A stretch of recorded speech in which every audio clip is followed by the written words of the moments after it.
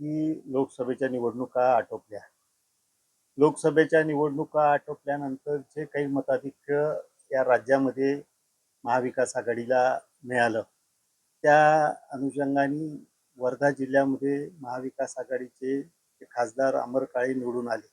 पहिले 2-3 महिने आम्ही याकडे खूप काही लक्ष गांभीर्यानं घेतलं नाही. आणि असं पाहता गेला असं जो 9 महिन्याचा कालखंड आता झाला. त्या 9 महिन्याच्या कालखंडामध्ये असं चित्र आम्हाला दिसलं. खासदार जे आहे ते तर त्या पद्धतीनं ते करतायत. त्यांची काही त्या पद्धतीनं काही तक्रार नाही. पण एक जागरूक प्रतिनिधी म्हणून राष्ट्रवादी काँग्रेस पक्षाचा जिल्ह्याचा अध्यक्ष, आमचे प्रदेश प्रतिनिधी अतुल वांदिले आणि आम्ही सर्व लोक चर्चा करताना असा विषय आमच्या समोर आला, की आपल्या खासदाराला तर काही विचारल्या जात नाही आणि अशी सगळी परिस्थिती सगळी दिसते. त्याच्यामुळे आम्ही परवाच्या दिवशी जिल्हाधिकाऱ्यांना एक निवेदन दिलं, की त्या निवेदनामध्ये प्रोटोकॉलनुसार ज्या काही गोष्टी असतात, त्यानुसार खासदाराचं नाव त्या पत्रिकेत असलं पाहिजे, त्या बोर्डवर असलं पाहिजे. जर हे तुम्ही करणार नाही, तर मग आम्हाला आमच्या पद्धतीने आंदोलनात भूमिका घ्यावं लागेल आणि ती आम्ही घेणार. आहे की काय? आता हे कोण करतं, का करतं, कशा पद्धतीनं करतं याचा शोध आम्ही घेऊ, ते आम्हाला माहिती आहे.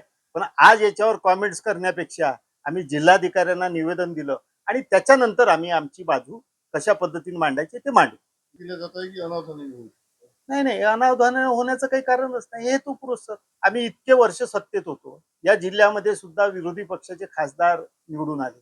पण मी जे पाहतो, अनेक वर्ष मी जिल्हा परिषदेमध्ये जिल्हा परिषदेचा पदाधिकारी म्हणून होतो आणि आम्ही सुद्धा पाहत होतो, की इथं आमच्या म्हणजे काँग्रेस पक्षाचे, राष्ट्रवादीचे तर नव्हते, पण काँग्रेस पक्षाचे आणि विरोधी पक्षाचे खासदार असताना सुद्धा त्यांना घेऊन चालायचं. त्यावेळेस होत होतं ना, आता का नाही होत?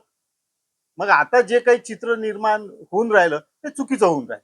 म्हणजे आता नाही, शासन प्रशासन आता शासनावर कुठला दबाव आहे ते पाहावं लागेल.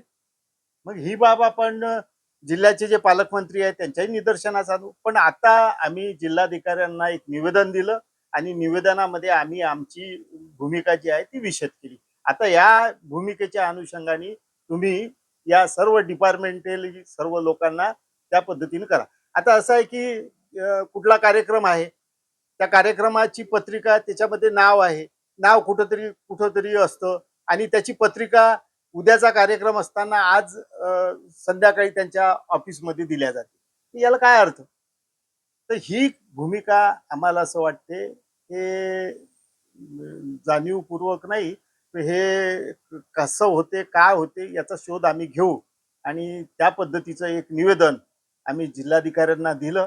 आता एक पुन्हा जे काही कार्यक्रम होतील, काय होईल, मग आम्ही जिल्ह्याचे पालकमंत्री आहेत त्यांनाही बोलू आणि त्यानुसार आम्ही मग पुढची वाटचाल काय करू. म्हटलंय निवेदन? म्हटलं आहे की बा जे बॅनर्स लावतात, जे शासकीय निधी म्हणजे राज्य आणि केंद्राच्या निधी अंतर्गत जे जो निधी प्राप्त होतो त्याच्यामध्ये ज्या गोष्टीचं भूमिपूजन, रस्ते आहे, इमारती आहे किंवा जे कुठल्या निधीतनं भूमिपूजन केलं जातं, त्या निधी अंतर्गत त्या प्रोटोकॉलनुसार खासदाराचं नाव असणं अनिवार्य आहे.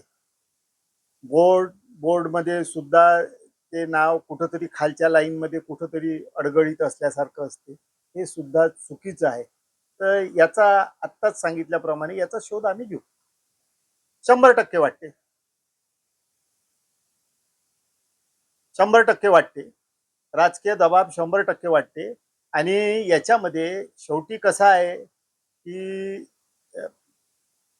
शेवटी असं आहे, की शेवटी विरोधी पक्ष, सत्तारूढ पक्ष आपल्याला निवडून आल्यानंतर शेवटी लोकांची कामं करण्यासाठीच आपण जे काय करायचं ते करतो. शेवटी त्याच्यामध्ये त्यांनी आम्हाला विश्वासात घेतलं पाहिजे, आम्ही त्यांना विश्वासात घेतलं. त्या पद्धतीने करू.